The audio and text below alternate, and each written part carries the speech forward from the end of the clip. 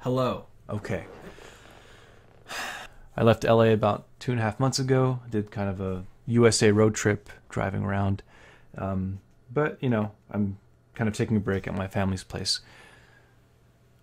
Weird. Since the camera is on, which, by the way, it's...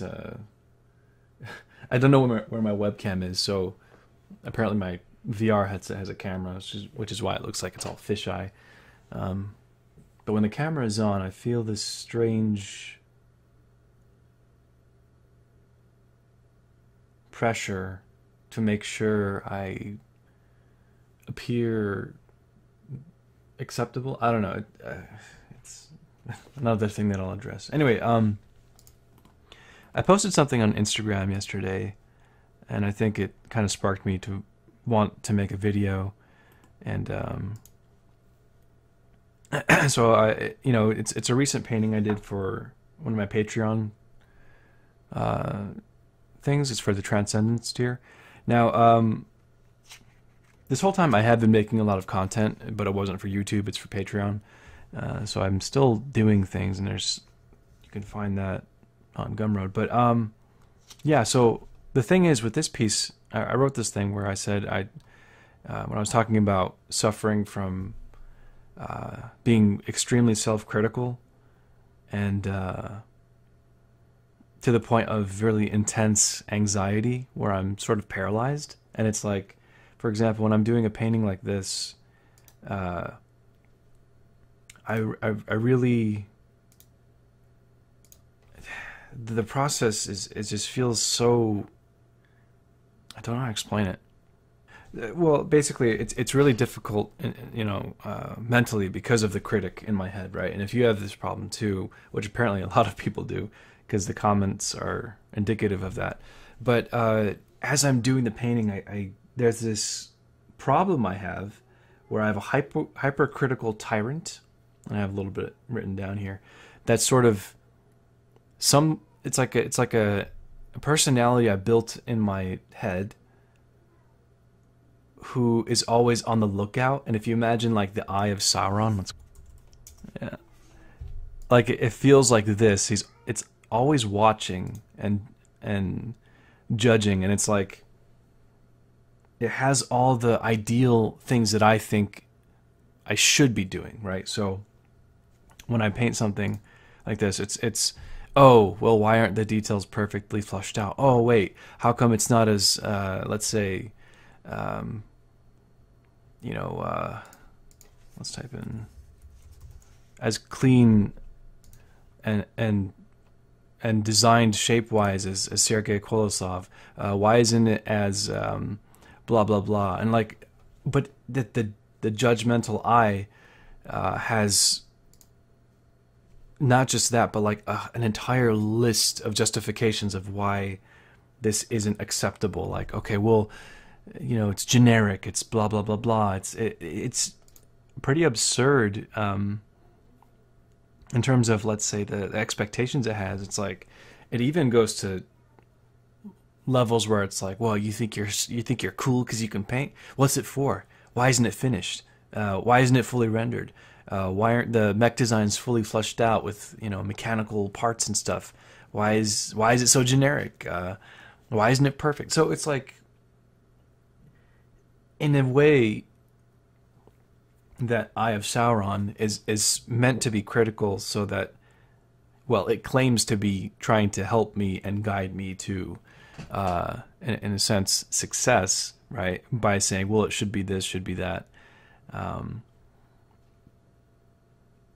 But all it does is it just ruins the whole experience, and it's just awful. So, it like screams at me with reasons of why the art isn't acceptable, why it should be better, why blah blah blah, and it really makes me cringe at every single pixel. Like, and it's a real battle when I'm working on it. And by the way, the process of this video of this painting is available on Gumroad, but I'm actually going to put a portion of it for free in part of this video, so you can kind of see what that would be like. But even that, when I think about that, it's like, oh, And like the voice will say, "Oh, you think you're going to put it on Gumroad? Do you think it's worthy? You think people are going to want it?" Yeah, no. It's even though people do buy it, even though people are on my Patreon, like despite all the proof, despite all these comments of overwhelming support and positivity and how they're going through the same thing, the voice is like, "No, don't believe them. They're lying." Blah. It's like Gollum, really, like, you know, how he has that split personality. And that whole concept is definitely an archetypal, let's say, battle that people have. So, in a way, it's the same problem I've been dealing with since starting everything, really, maybe a couple years ago. I think the pressure and anxiety amplified as the numbers of my subscribers grew and followers on Instagram. But yeah, so that's the problem. But the more I read the comments, the more I try to figure this out on my own. Like, the solution is like the willingness to accept the natural outcome of whatever it is that I do, of my actions, willingness to accept that that's the result of hey, it's okay, let it be what it is, and without trying to constantly invalidate every single thing, to say, well, this line isn't good, it's not using the techniques that I claim to have mastered before, blah blah blah, you know, referencing a certain Sargent painting. Why isn't it? It's so irritating. But I mean, I don't feel it now, because I think after last night, after posting this and after reading all these, it alleviated a lot of that, because what I ended up doing was imagining an actual character of what this judge looks like. And I think the Eye of Sauron is a great start, because it's always like frantically judging. And the truth of that judge is, the reason he's so judgmental, of course it's just me, well, a personality of me, is because in a way I'm insecure. It's like, well, I want to be seen as acceptable and not be rejected. Therefore, do everything possible to ensure that I'm accepted. And so that means make everything perfect, make everything impressive, make sure it's as good as all these other artists, and which is so stupid. Like, but it's understandable, and you know, because we all want to be accepted. We all want to have that connection. And I think early in my childhood, I guess in elementary school, I depended on my skills and my art and my talent, if you will, to make friends and to prove my worthiness or something. And so I just depended on that. And in my mind, it's like, well, if they catch you not being perfect as an artist, then you're done, right? And that's kind of what the voice is saying. But personifying that as a character, you know, I was actually thinking of even designing it and drawing it. But he's kind of like, if you imagine this person at the bottom of a pit, right? So he's insecure that he's down there, but he's judging you from that pit, and he's kind of hunched over, kind of like Gollum. Yeah, Lord of the Rings has a lot of great imagery that tie in with this. Hunched over, but he also has these really sharp claws, and they're always like in front of him, like ready to just strike you. And for me, I feel like it's like right here. Like if I make a mistake, boom, right there. Like, how dare you? No, don't do that. Stop. And it's just, it's insane, man. And so,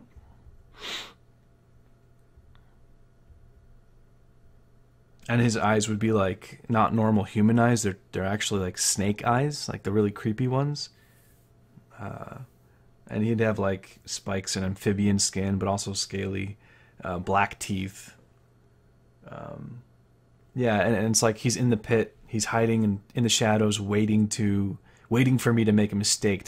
Not even a mistake, waiting for me to do something that might risk not being perceived as perfect. And then striking at that, like, no, don't do that. It's so horrible. Anyway, so but this is helping by talking about it and identifying the problem and then following through with the solution. But I think saying out loud, I am not perfect, so let me be. I think just saying that is helpful because, and the thing is, I've talked about this before. It's just, yeah. There's just like this ideal of what I think I'm supposed to be in order to succeed. Anyway, so the solution is to accept whatever I do as valid, right? So that's one of it. But the thing is, the same thing isn't just for art. It applies to everything in life. Let's say, you know, whether it's I won't be accepted until I'm thin enough, or I won't be accepted until I'm attractive enough, or I won't be accepted unless I'm cool enough or funny enough. It like the format is always there, and you have this really judgmental part of you that's convinced that you absolutely will be unworthy, unloved unless you reach that thing. And that's it's just, we don't, it's hard to admit that, but it definitely is there. And the willingness to accept yourself as is the solution. Anyway, so that's the first problem I want to talk about, and it's certainly being remedied just by talking about it. And I know I've said that already. By the way, thank you all for all these comments. It's you know, this kind of human connection is more meaningful and valuable than any kind of, oh my god, your work is so amazing because it's fan art or whatever. Not that there's anything wrong with fan art, but because yeah, the critical tyrant in my head is like, you'll never, it's saying like, you'll never connect with people, they'll never like your work unless it's fan art, and there's nothing wrong with fan art. It's just, for some reason, I believe that my work has zero value unless it has a recognizable character, which is absolutely absurd. And it's all these delusional justifications I've made, and I think a lot of that stems from me being judgmental to other artists in the past. It's like I mean, back at school, we always talked about this stuff, and you know how it is with competence hierarchies, where you're always competing and then putting other people down, especially in a let's say toxic environment, if there's toxic people. But yeah, I remember even saying like, oh, their work is horrible, not horrible, but invalid and doesn't count because it's fan art. And I would say these things, and I think those things that I've judged people with in the past built up this, let's say, tyrant, and I'm judging myself on those same criteria, which is absurd. But yeah. Oh yeah, I remember I clicked this guy's art. He left a comment. I followed him from a while back. It's really cool, but it's got some great stuff. Next, Kim Jong-gi, huh? Anyway, so the other thing I want to talk about is another problem that I've had, which is part of, let's say, the self-critical blah blah blah, is pretending and lying to myself that I already know everything. And so that's in alignment with pride and arrogance. And the reason I did that wasn't for, I guess it's partly egotistical and and all that stuff, but it was because I was afraid to appear not perfect. So I was afraid to appear that I don't know something, because if I don't know something and I'm not perfect, that gives the toxic people around me ammunition to say, look, you suck, you're invalid. So as a result, I did everything I could to, including lie, to appear invulnerable around those judgmental people. And it's like just bullies from high school and middle school, that kind of thing. Not that they were that extreme. Like in my head, I do a caricature version of like a collection of this judgmental figure. So yeah, I was afraid to give people ammunition to take me down. So the solution was to lie and pretend I was perfect. And it's like part of that was low self-worth in that instant, believing that the only way to be accepted is to appear, let's say, as if I'm all-knowing about painting and everything and composition, and it's like, oh yeah, I already know how to do all that. So whenever I see people's work on ArtStation or wherever, I dismiss it and say, yeah, that's nothing, or that ego part of me says, yeah, that's nothing, I already know how to do that, which is a lie. It's like, I could figure out how to do that, but I can't do that. I need to learn, and I have to accept the fact that I have to go on a learning journey, and it starts with admitting that I don't know how to do it. Because if I lie to myself and say I know how to do it, then I don't take the steps to learn it, and it's just a stupid pitfall. Another part is I remember in elementary school, and I guess this is just a natural thing. You know, we all have moments where we feel jealous or envious of things, right? And it was the second grade, and even that early on,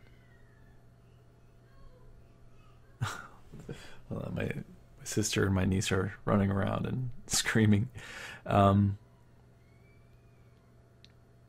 But yeah, so even at that age, I was wanting to be perceived as the best or most competent. I don't know if you guys can hear that. They're being silly. But yeah, it was the second grade. Might have been the first grade.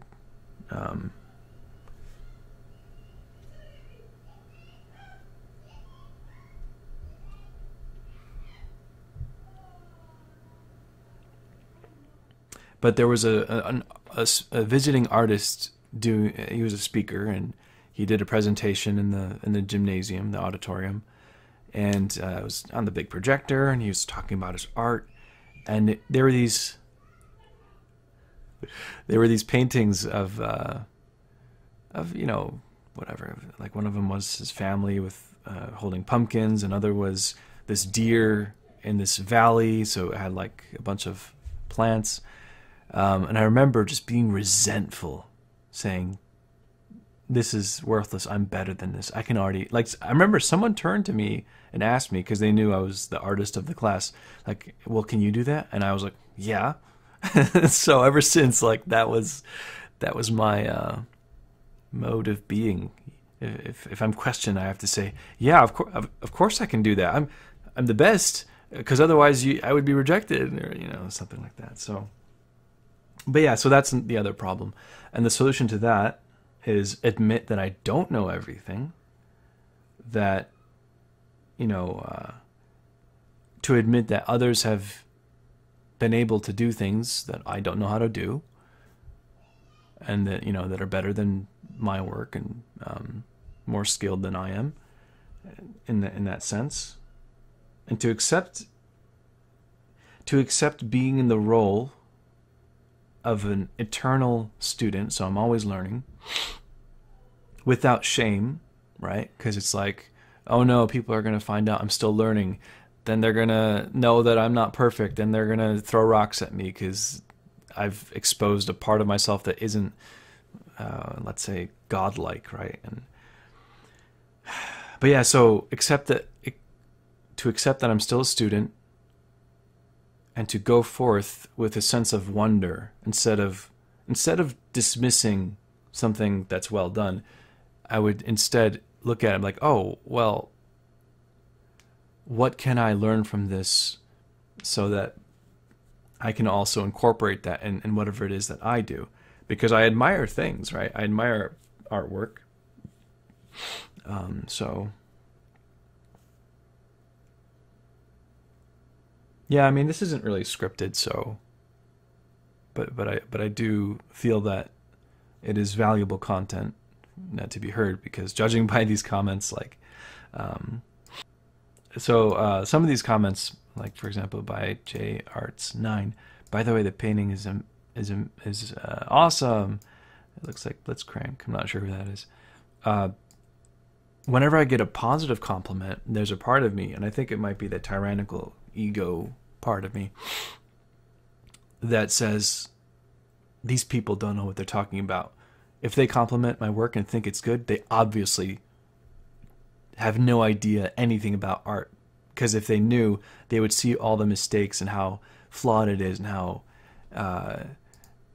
it's not as good as other people's work. It's just that.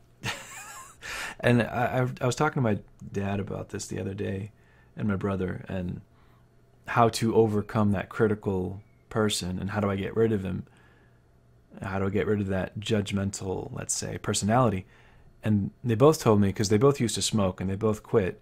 They said, well, you can't get rid of that guy, because he's always going to be there. And in their case, that guy would always try to convince them to just take another cigarette. No big deal.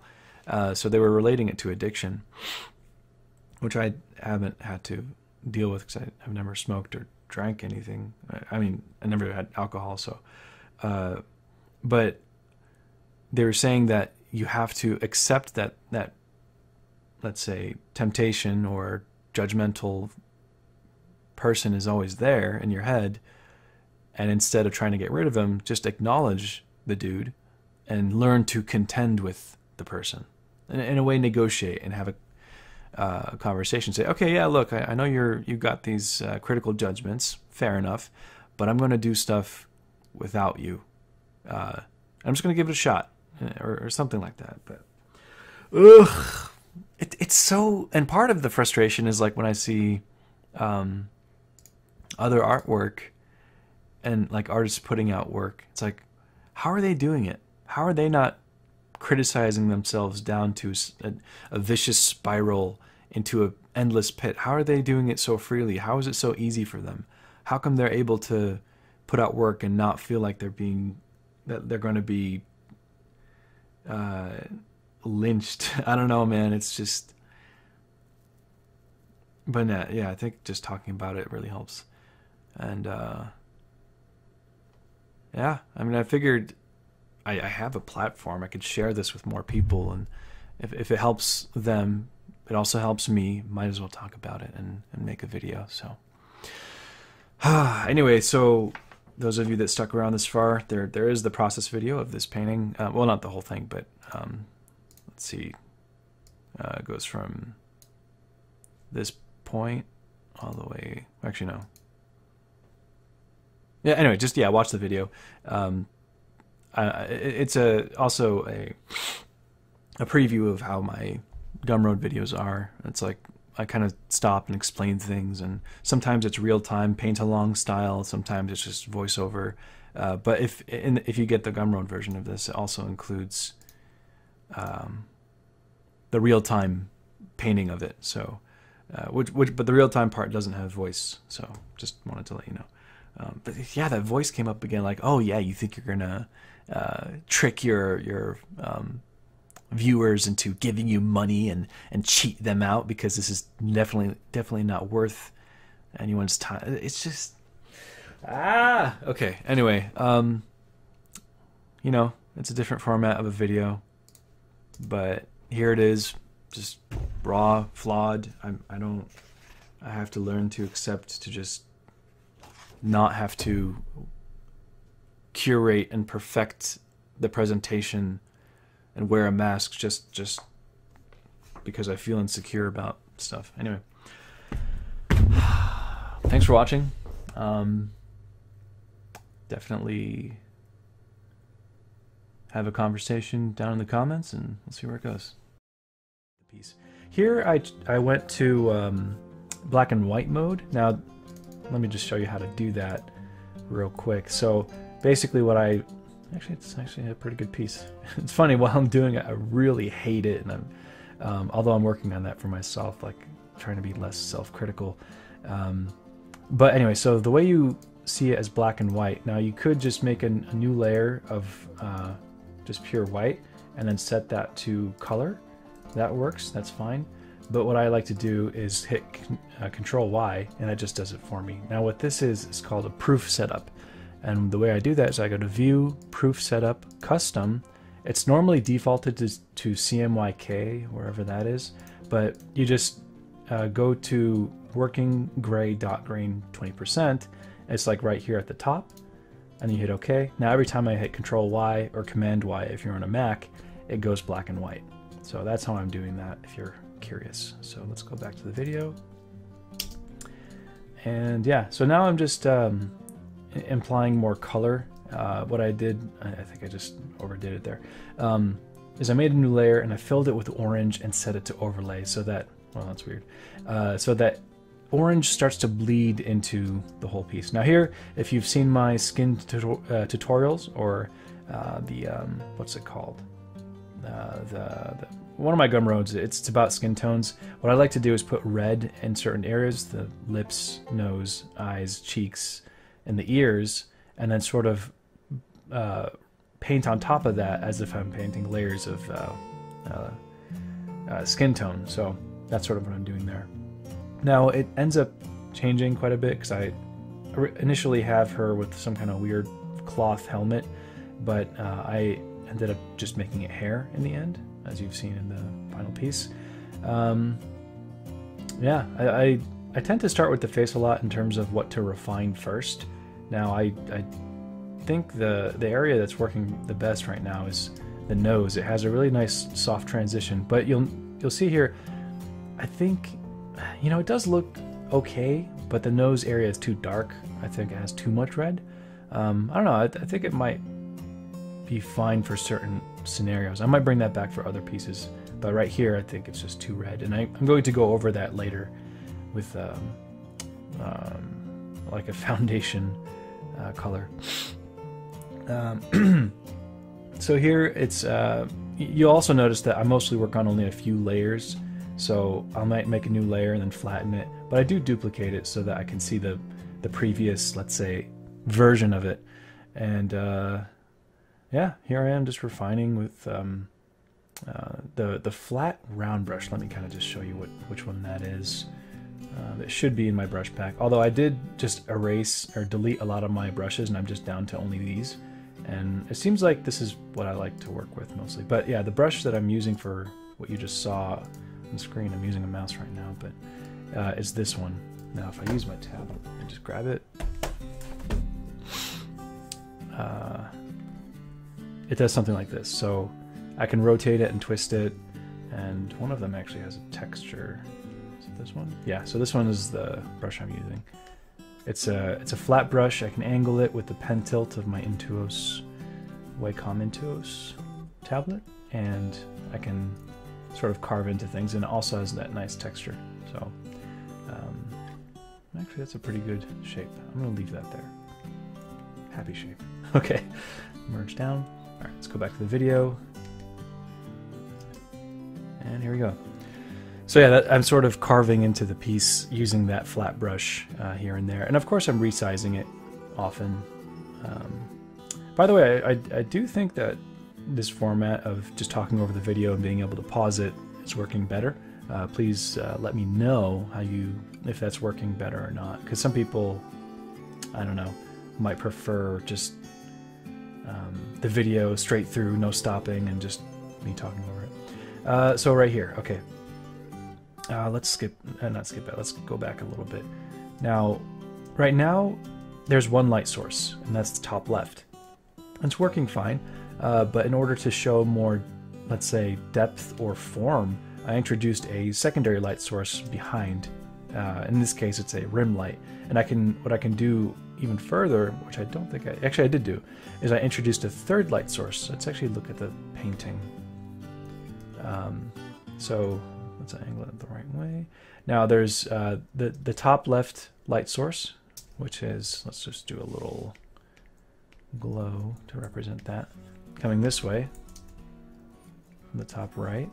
And there's the rim light coming this way, that's with the blue glow around it. And then there's this orange light coming from this way.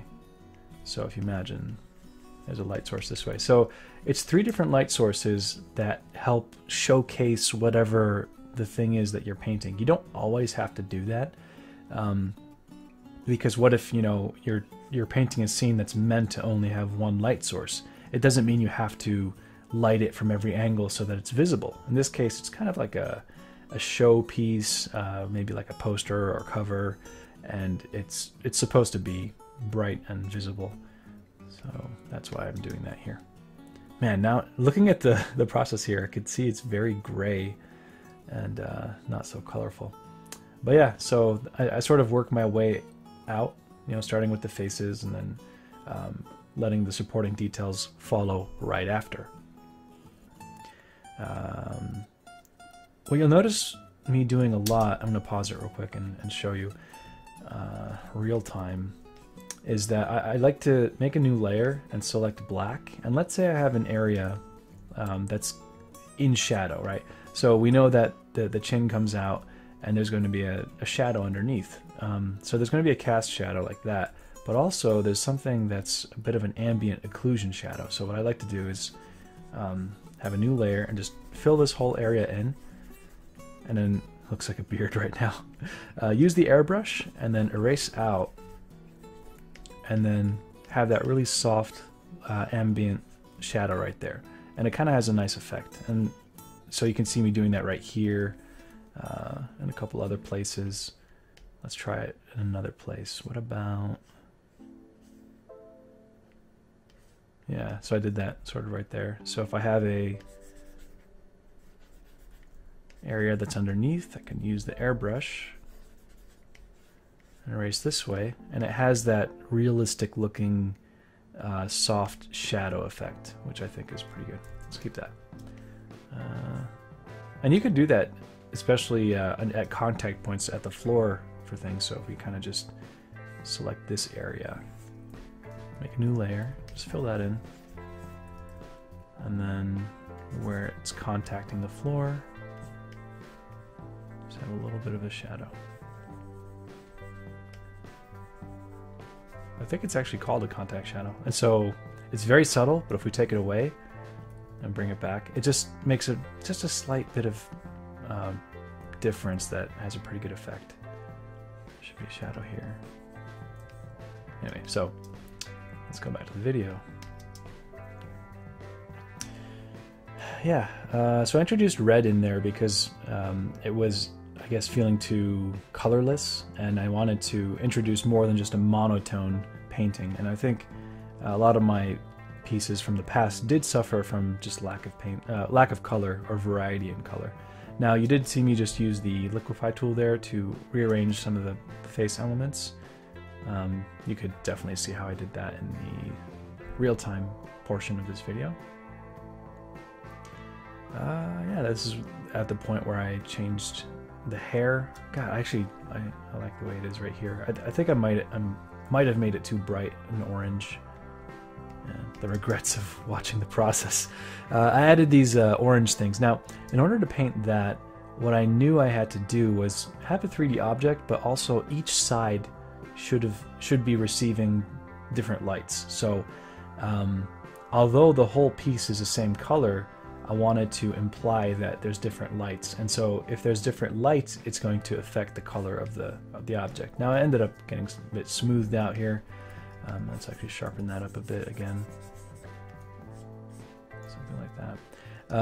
But yeah, so this side is going to be receiving light from here. This side is going to be receiving light from the top. And then over here, it's like another ambient light source. So that's kind of what's going on there. I have so many windows open. Let's go back to this. Okay. Yeah, so that's just me carving in with that brush again. And I am interchanging between that flat brush, the flat textured brush, as well as the mixer brush to sort of blend things in. And that's also another reason why I like to flatten things a lot, is because the mixer brush, I think, works the best when everything is just on the same layer.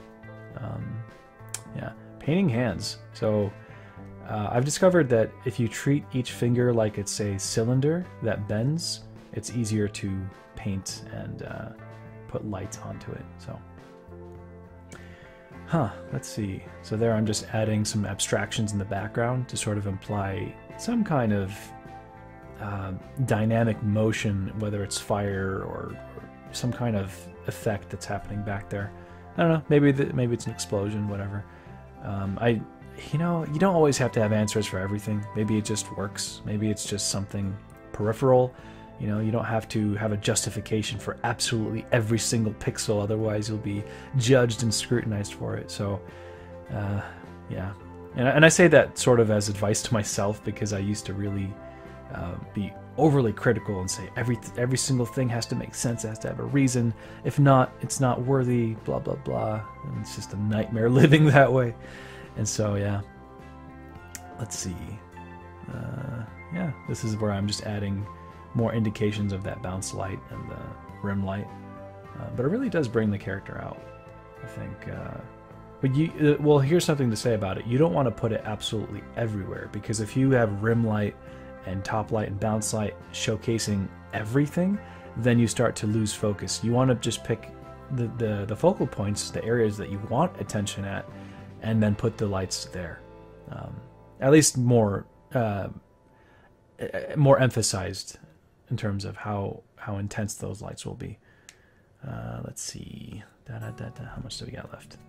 Oh, okay, cool. So here I made a new layer, set it to white, and I sketched on